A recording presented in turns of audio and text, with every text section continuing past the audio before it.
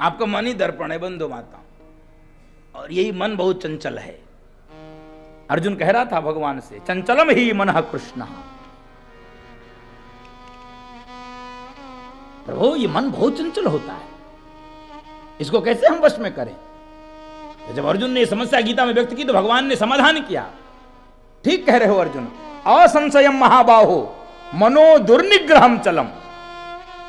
ठीक कह रहे हो, इसमें कोई संशय नहीं है कि मन को निग्रह में करना, मन को वश में करना ये कठिन है, दुष्कर है, लेकिन फिर भी किया जा सकता है। अर्जुन ने कहा कैसे? भगवान ने कहा अभ्यासेन तु कौन्तेय वैराग्येण च गृह्यते। अभ्यास से और वैराग्य से मन को वश में किया जाए, ये गीता में समाधान। अभ्यास से ये मन बहुत विचित्र है, इसलिए वेद के मंत्र में भी ऋषियों ने प्रार्थना की ये मन शिव संकल्पों वाला हो।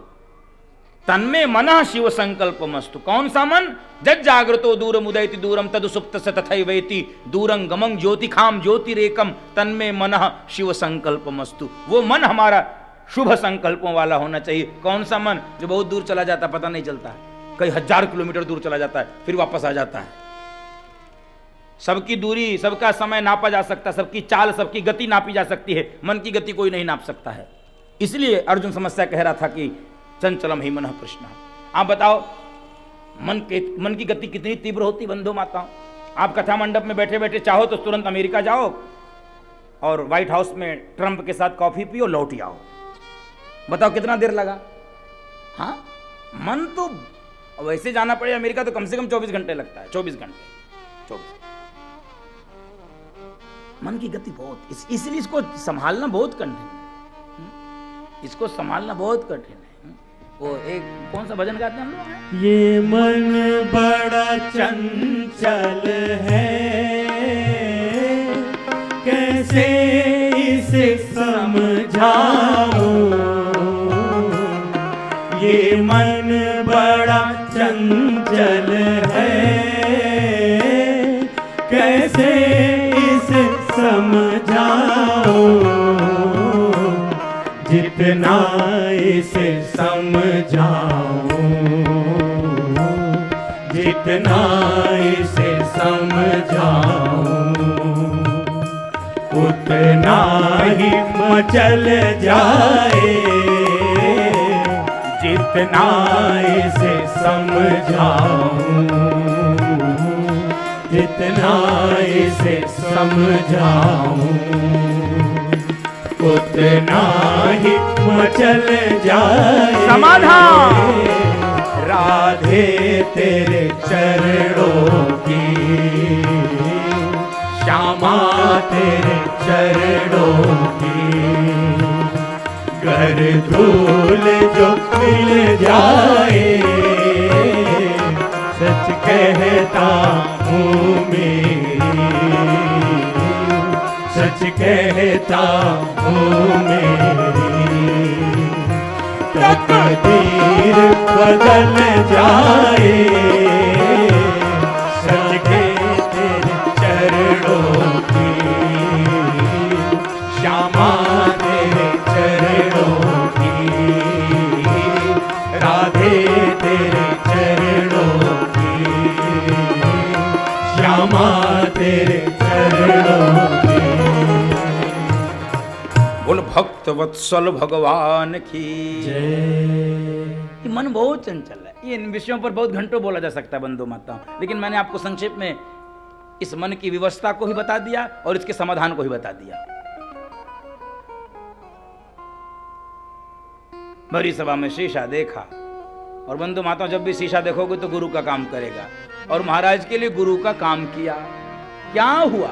श्रवण समीप भये शीत के साथ, श्रवण समीप भये शीत के साथ, मनो जरठपन अस उपदेशा, मनो जरठपन अस उपदेशा। महाराज ने भरी सभा में शीशा देखा तो दिखलाई क्या पड़ा, कान के पास सफेद बाल। मनहु जरठ पनु अस उपदेशा, कान के पास के बाल सफेद हो गए, महाराज को दिखलाई पड़ा। मुकुट तिरछा हो गया तो मुकुट को सीधा किया, मुकुट सम कीन्हा। और कान के पास, अच्छा कान के पास के बाल ही सफेद क्यों हुए? कहीं और के हो गए होते। और यही महाराज को क्यों दिखा? क्योंकि भगवान कान के पास का बाल जो सफेद करता है वो क्यों करता है? सफेद करने के लिए नहीं करता, उपदेश देने के लिए करता है। शब्दावली मानस की देखिए, मनहु जरठ पनु अस उपदेशा। उपदेश कहां से सुना जाता है? कान से। इसलिए भगवान ने कहा यही का बाल सफेद करो, ताकि व्यक्ति उपदेश जल्दी से सुन ले। क्योंकि व्यक्ति सुनाना बहुत चाहता है, सुनना कम चाहता है। सुनना कम चाहता, सुनाना तो बहुत चाहता है, सुनना कम चाहता है।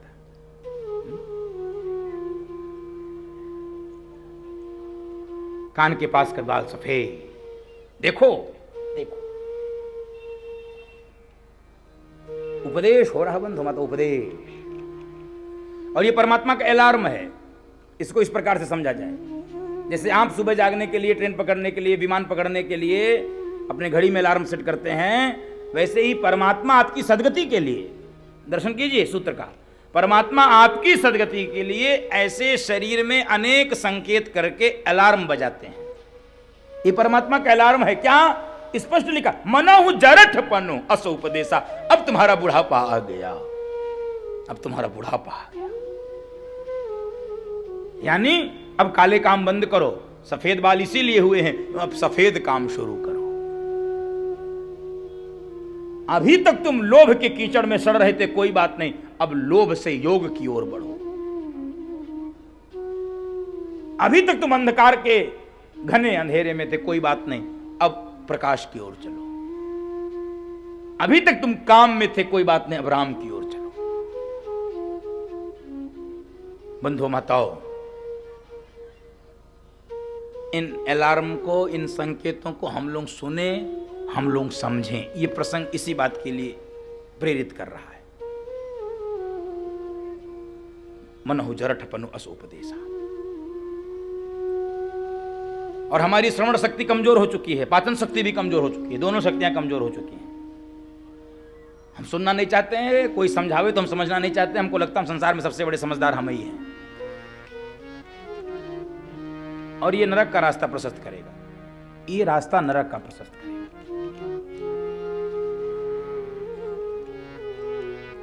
महाराज ने भरी सभा में शीशा देखा, कान के पास के बाल सफेद दिखलाई पड़ गए।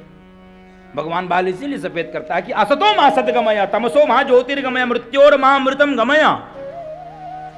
असत से सत की ओर चलो, अंधकार से प्रकाश की ओर चलो, मृत्यु से अमरता की ओर चलो। अभी तक जो किए कोई बात नहीं, अब आगे ठीक करो। एक संत तो कह रहे थे, कलयुग के आदमी से भगवानो हार गया। कहे क्यों हार गया? कहे भगवान तो बाल सफेद करता है, कलयुग का आदमी हर 8वें दिन काला कर लेता है। हर 8वें दिन काला। पहले तो लोग काला ही करते थे, अब तो लाल, पीला, हरा, नीला, और कौन सा हो, बरगंडी।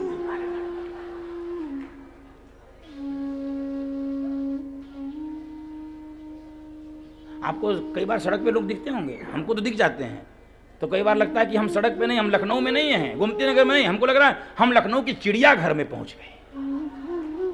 हाँ, वहां रंग बिरंगे पशु पक्षी दिखते हैं, लाल पीला।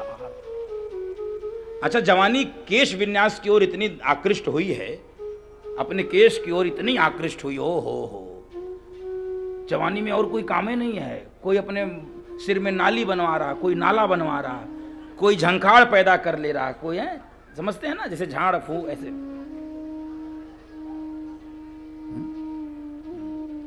क्या विचित्र हो गया है? मेरी प्रार्थना रहेगी सार्थक काम किया जाए, सार्थक।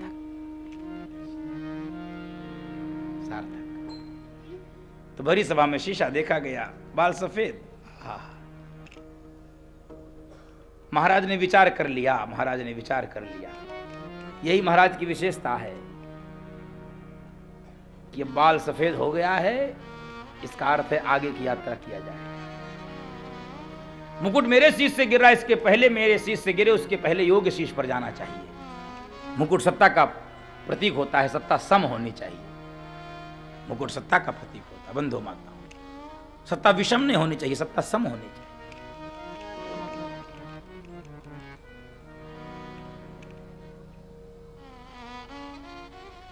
और यही महाराज दशरथ और दशानन में अंतर है। दोनों के नाम में 10 शब्द है, दशरथ और दशानन। क्या अंतर है दोनों में? दशरथ जी का मुकुट तिरछा हुआ, वो विचार करते हैं कि ये मुकुट किसी दूसरे शीश पर जाए, और दशानन का मुकुट गिरता था, झपट्टा मार के रख लाता, हम जाने नहीं देंगे। 10 है ना उसके पास, 10 है, एक भी गिरता था झपट्टा मार के। आनन माने मुख, रथ माने इंद्रिय। जिसकी इंद्रियां अपने वश में है वो दशरथ है, और जिसका आनन बड़ा है वो कौन है? दशानन। जिसकी भूख बड़ी, जिसका पेट बड़ा है। दरिद्र उसको नहीं कहते जिसके पास कुछ नहीं है, दरिद्र उसको कहते हैं सतु भवति दरिद्रो यस्य तृष्णा विशाला। जिसकी तृष्णा बड़ी होती, जिसकी भूख बड़ी होती, उसको दरिद्र कहते हैं। सतु भवति दरिद्रो यस्य तृष्णा विशाला। जिसकी भूख बड़ी है वो दरिद्र होता है बंधु माता। बड़ा भूख हो, किसी के पास कुछ नहीं, उससे दरिद्र नहीं कहते हैं। नहीं तो सुदामा जी के लिए दरिद्र शब्द का प्रयोग किया गया होता। किसी शास्त्र में कोई हमको दिखा दे सुदामा जी के लिए दरिद्र शब्द का प्रयोग किया गया। सुदामा जी के लिए दरिद्र शब्द का प्रयोग नहीं किया गया। उनके पास तो कुछ नहीं था, टूटी झोपड़ी थी, खाने के लिए अन्न भी नहीं था। 4 मुट्ठी पृथक तंडुलान, विप्रान पृथक तंडुलान, चतुरो मुष्टीन याचित्वा चतुरो मुष्टीन, विप्रान पृथक तंडुलान, चैल कंडेन तान बद्ध्वा। बंधु माताओं,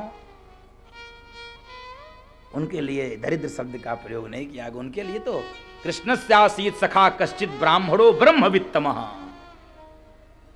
प्रशांत आत्मा जितेंद्रिय। क्या शब्दावली सुदामा जी के लिए भागवत में प्रयोग किया गया है।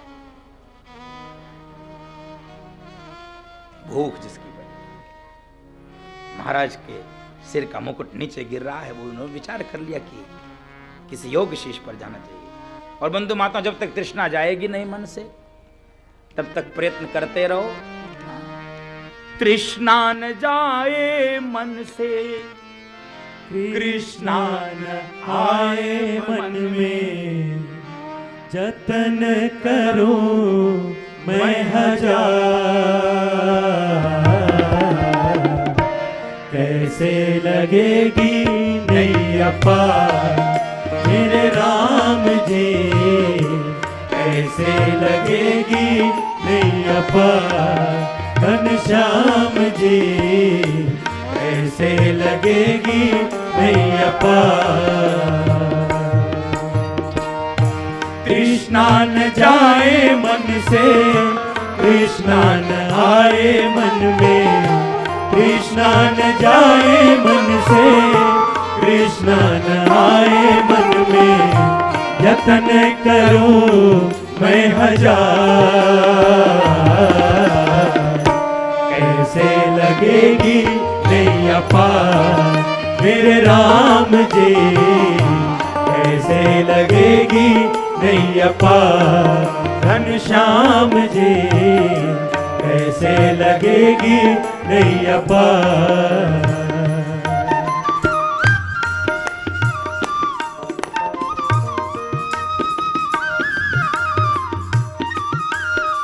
ये उसी स्थान पे आप बैठे हैं जहां बैठने से तृष्णा समाप्त होती है और कृष्ण मन में आते। हरि बोल।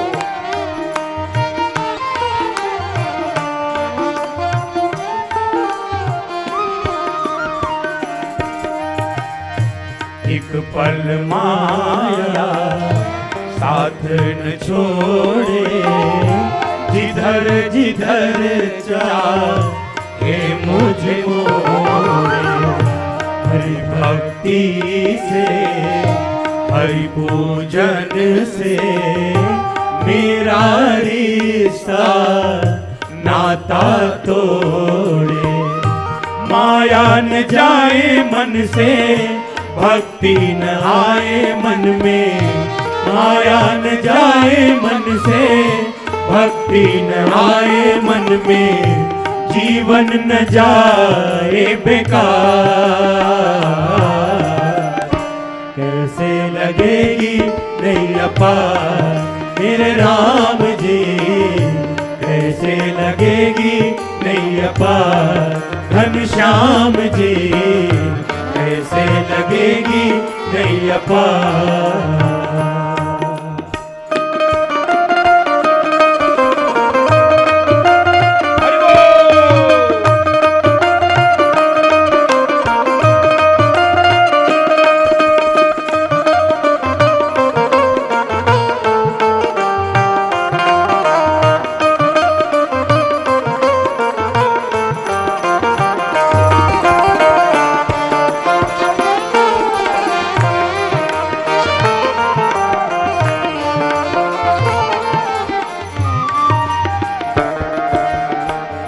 क्षमा करो मेरे गिरवरधारी, चंचलता मन की लाचारी।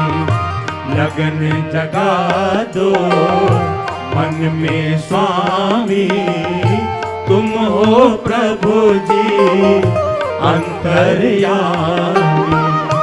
मन ना बने अनुरागी, भावना बने ना त्यागी। मन ना बने अनुरागी, भावना बने ना त्यागी। दया करो करता,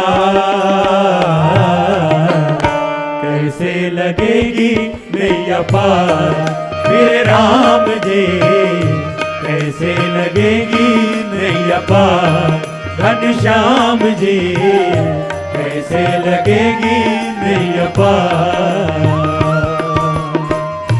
कृष्णा न जाए मन से, कृष्णा न आए मन में। कृष्णा न जाए मन से, कृष्णा न आए मन में। जतन करो मैं हजार, कैसे लगेगी नैया पार मेरे राम जी, कैसे लगेगी नैया पार घनश्याम। राम माया माया सब भजे,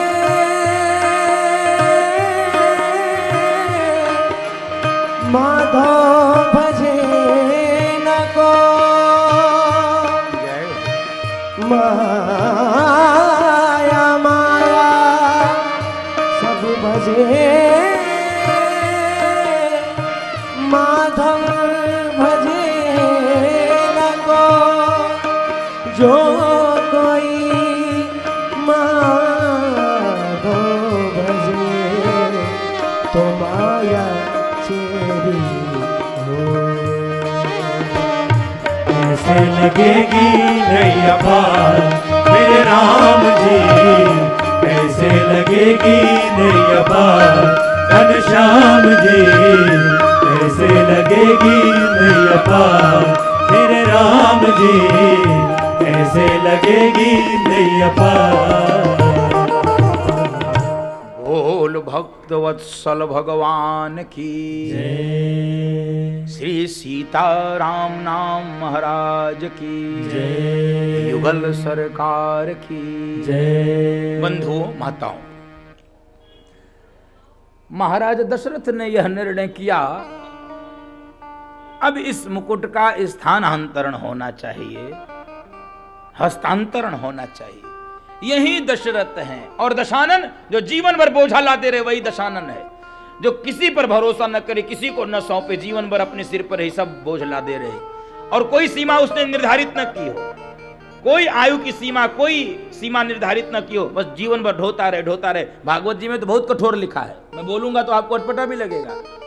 जो मानव शरीर पाकर भजन नहीं करता, जीवन भर बोझा ढोता रहता है, उसको भागवत जी में कहा गया है गधा। गधा जो जीवन भर बोझा बोझा बोझा। कौन है वो? बोलो कौन है? हाँ, गधा नहीं समझ में आ रहा तो बोलो गदहा, तो स्पष्ट हो जाता है। मुझे लगता कोई और जीव है क्या गधा? कोई जीव और नहीं, वही है गधा जो बोझा लादता है। कपड़ा लाद दो तो ढोता है, बालू लाद दो तो ढोता है, गिट्टी लाद तो ढो, उसको कोई विवेक नहीं, जो लादो वही ढोता है। ऐसे ही जो विवेक शून्य होकर जीवन भर बोझा ढोता रहता है, वो है गधा नहीं कहूंगा, वो है दशानन। चलो, वो है रावण। इसलिए निवेदन करूंगा, एक कोई समय सीमा निर्धारित कर लीजिए कि बस हाँ, अब तक जितना करना था कर लिए, अब शांति से भजन, अब सत्संग, अब कुल मिला के कुछ भी ना करें तो चैन से जिएंगे, चैन से। अब बेचैन नहीं होंगे, अब चैन से जिएंगे। कोई समय अब आप नहीं तय करो तो मैं कह दूं, जिनकी अवस्था 65 साल हो गई है, कितनी आप कहो तो मैं 2-4 साल और बढ़ा दूं, हैं 67 कर दो, और 70, चलो 70 बस, ये डेडलाइन अंतिम। 70 साल जिनकी अवस्था हो गई है, बंधुओं माताओं, मेरे निवेदन को यदि स्वीकार करिए तो अब थोड़ा घर में टेंटे करना बंद कीजिए। अब थोड़ा बहू बेटों के बीच में टांग लड़ाना बंद कीजिए। और यदि ऐसा करेंगे तो व्यासपीठ आपको विश्वास दिलाती है, गर्मा गर्म फुलके मिलेंगे, गर्मा गर्म फुलके। हाँ बजा लो, हाँ बजाना चाहिए, समझदार जो होते वो बजा लेते हैं, लेकिन जिनको जिंदगी भर टे करना, वो काहे को बजावे? वो बजने को तैयार है, वो बजने को तैयार है, वो बजाने को नहीं तैयार, ताली नहीं बजाने को तैयार। बंधु माताओं, गर्मा गर्म फुलके मिलेंगे, सत्य बता रहा हूं। बहु बेटों, अब आपकी जितनी हुकूमत चलनी थी चल चुकी है, अब विराम दीजिए। अब बहु बेटों के कार्य में टांग मत लड़ाइए, प्रशंसा कर दीजिए। हाँ, अरे भोजन आवे, अरे मन, अरे क्या, अरे बहु क्या प्रसाद है, हा। लेकिन हम लोगों की आदत, हम लोग इतने खोचड़ी हैं, कितना भी कोई कुछ भी बना दे, अरे बहु तुमको ये तो, अरे क्या सीखी हो, अरे यार मिल जा रहा यही कम है, मिल जा रहा यही कम है। प्रशंसा करिए खूब, और उस प्रशंसा का परिणाम होगा। फिर कुछ आज कमी होगी तो कल उसको ठीक करेगी। लेकिन हमेशा मुंह बनाना, नाक से कोड़ना, ऐसे करना, अरे इसको तो कुछ सहूर नहीं, तो ऐसा वैसा। तो जानते हो, भीतर से एक आवाज आती है, जो खोचड़ी होते हैं उनके लिए एक आवाज आती है भीतर से, अरे ये बुढ़िया तो मरती भी नहीं है, ये बुढ़े ने तो नाक में दम कर दी। खूब प्रशंसा, सराहना करी। अब जो होता था हो, अरे यार 70 साल हो गए, 2-4 साल और, उसके बाद न जाने कब मिस कॉल आ जाए, है? तो क्यों ये चक्कर? ठीक है, भजन में बिता। जीवन भर तो खाए हो, कुछ दिन बिना नमक के खा लो, जीवन भर गरम गरम खाओ, कुछ दिन ठंडा खा लो, जीवन भर तो बढ़िया समय पर तुमने साहबगिरी की है, कुछ दिन थोड़ा नरम गरम, भजन में मन लगाओ। महाराज दशरथ का यही स्वभाव है। दशानन मत बनिए। अब हम लोग हैं कौन, ये आप विचार करिए। जो जीवन भर बोझा ला दे वो दशानन, जो समय रहते ही बोझा उतार दे वो दशरथ। महाराज दशरथ ने विचार किया, ये बोझा उतरना चाहिए।